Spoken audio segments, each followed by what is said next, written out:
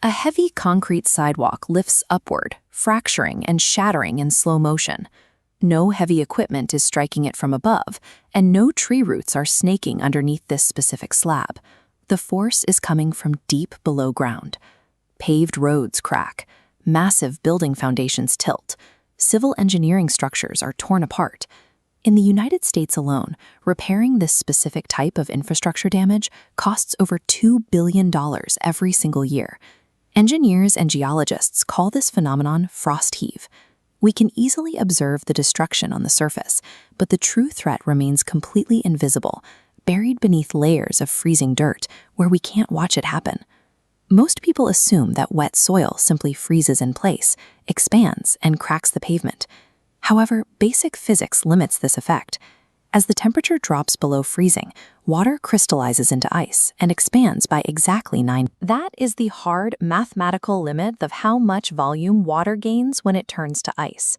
When we place that 9% expansion underneath a heavy, multi-ton highway, the math fails to explain the damage. The weight of the road easily compresses that small volume increase.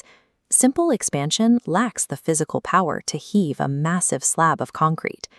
If the standard expansion of freezing water lacks the physical volume and upward thrust to cause this level of destruction, what force is actually heaving the earth? To find the real culprit, we have to look past the surface ice and examine the microscopic behavior of soil. We have to travel past the fractured concrete, down past the frost line, and directly into the microscopic maze of the soil itself. Down here, frost heave requires 3 exact ingredients to occur. First, sub-freezing temperatures penetrating from above. Second, a high water table providing a constant supply of liquid from below. And third, a frost-susceptible soil in the middle, typically a fine-grained silt. Silt contains thousands of tiny, complex pores. When water gets trapped in these tight spaces, it triggers a physical anomaly known as the Gibbs-Thompson effect. This microscopic pore shows the effect in action. A temperature gauge drops well below zero, yet the water trapped against the dirt remains entirely liquid. The curved surface tension inside these tiny gaps depresses the freezing point, a state known as pre-melting. Pre-melting is the catalyst for destruction. It ensures the soil beneath the frost line acts as a dynamic, active fluid system ready to be triggered. When the first ice crystal forms in the larger soil gaps above, it creates a moisture deficiency. That crystal suddenly acts like a vacuum. This cross-section shows capillary action. Unfrozen liquid water is sucked upward through narrow soil tubes, defying gravity. As this liquid elevator hits the cold zone, the water instantly freezes onto the existing ice. This forces the ice to grow horizontally, widening the layer. This constantly expanding disk is an ice lens. It drinks from the water table, forming a subterranean engine that bulldozes the earth upward. This relentless suction is so powerful that it creates a bizarre side effect. Over several winters, the upward pull of the ice lens and shifting soil causes massive boulders to float to the surface of farm fields.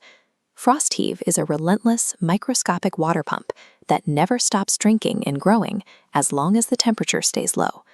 To stop the ice machine, engineers must systematically starve it of its ingredients. The first method is starving the cold. Engineers wrap foundation pillars in thick polystyrene insulation sleeves to block the sub-zero temperatures from ever reaching the damp earth. The second method is starving the fuel. This photograph shows a drainage geocomposite. The black mesh core is sandwiched between 2 white geotextile layers. When installed under a roadbed, it acts as a capillary break, intercepting the rising groundwater and draining it away before it can reach the freezing zone. The third method is starving the elevator. Construction crews excavate the frost-susceptible silt entirely and replace it with layers of chunky gravel. Gravel works because the empty spaces between the large rocks are too wide for capillary action. Without microscopic pores, the Gibbs-Thompson effect disappears, the suction fails, and the water stays at the bottom of the trench.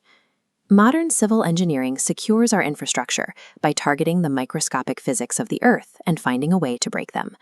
We return to the surface, looking down at a buckled, shattered sidewalk in the dead of winter. The buckled pavement marks the path of a gravity-defying ice engine that spent months pulling underground water to the surface, building a frozen hydraulic press beneath the soil.